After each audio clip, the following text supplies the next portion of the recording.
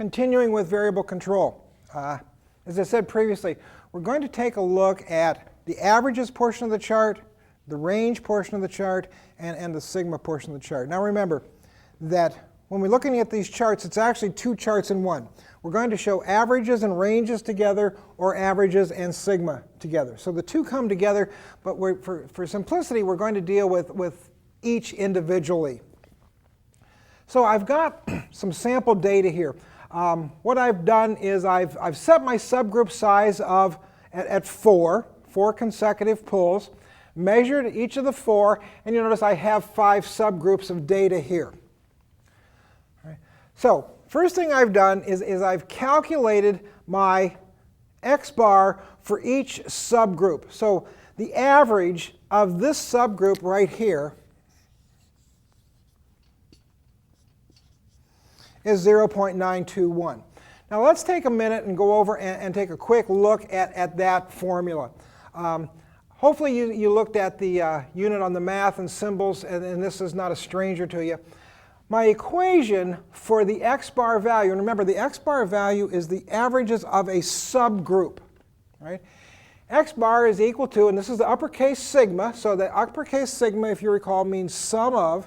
So sum of samples, X is the samples, and the I tells me there's more than one sample. It's the index for the samples. Now, I is going to start at 1, and it's going to go to n. N represents the number of samples in the subgroup. So, because we know that there's 4 samples in the subgroup, now what I'm doing is I'm simply taking the sum of sample 1, 2, 3, 4. That would be x1, x2, x3, x4, getting a sum of those, dividing it by the n value, which is the total number of 4 here, and that then gives me the average of that subgroup. I then proceed to do that for each and every one of the subgroups I have. And remember, I would always have at least 20 to 25 starting to get going on this. Now, this is the plot value right here. This is the value that I'm going to plot on the averages section of the control chart. It is the mean of the subgroup. And then I'll plot this value, will be the next one, and the next one, and the next, and the next. And those then make the plot points, and of course I connect them together to produce the line. Remember we talked about basic charts, and one of the things we said about the line chart, it was a perfect chart to be able to see behavior of data. And that's what we're looking for. We're looking for behavior. Do we see a run? Do we see a trend? Do we see a cycle? What do we see in respect to those behaviors? All right. Now, to be able to calculate my central line, all right, which is my double bar, all right, in essence, it's an average of averages.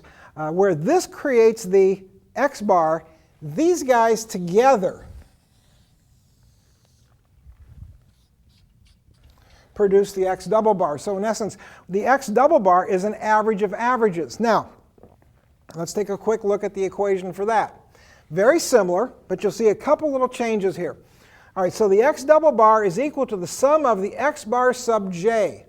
J relates to the subgroups. So in essence, J1, J2, J3, J4, J5.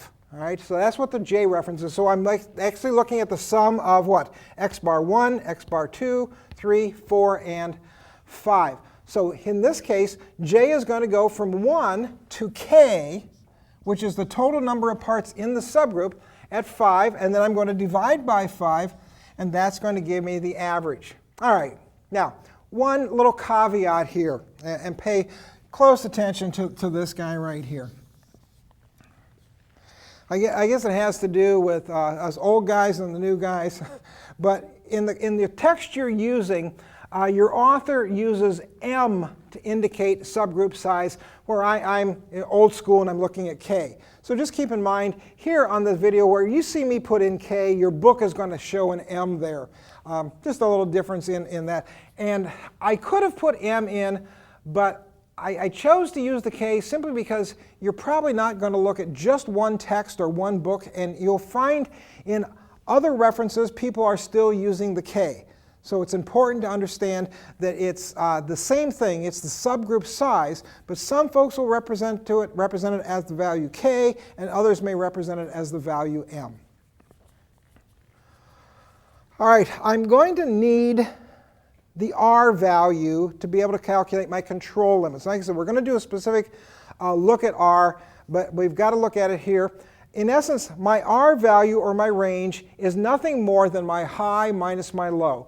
So in respect to this set, my high is 922. That's the high. My low is 920. And the difference between the two is 0.002. And that's the range. In essence, that subgroup has 2/1000ths of whatever the unit is, 2/1000ths of a unit of variation in it. Where subgroup 2 also does, but subgroup 3, notice, has 4/1000ths between the high and the low.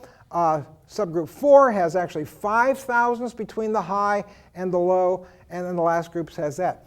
The r bar value, just like the x bar value, the r bar value is nothing more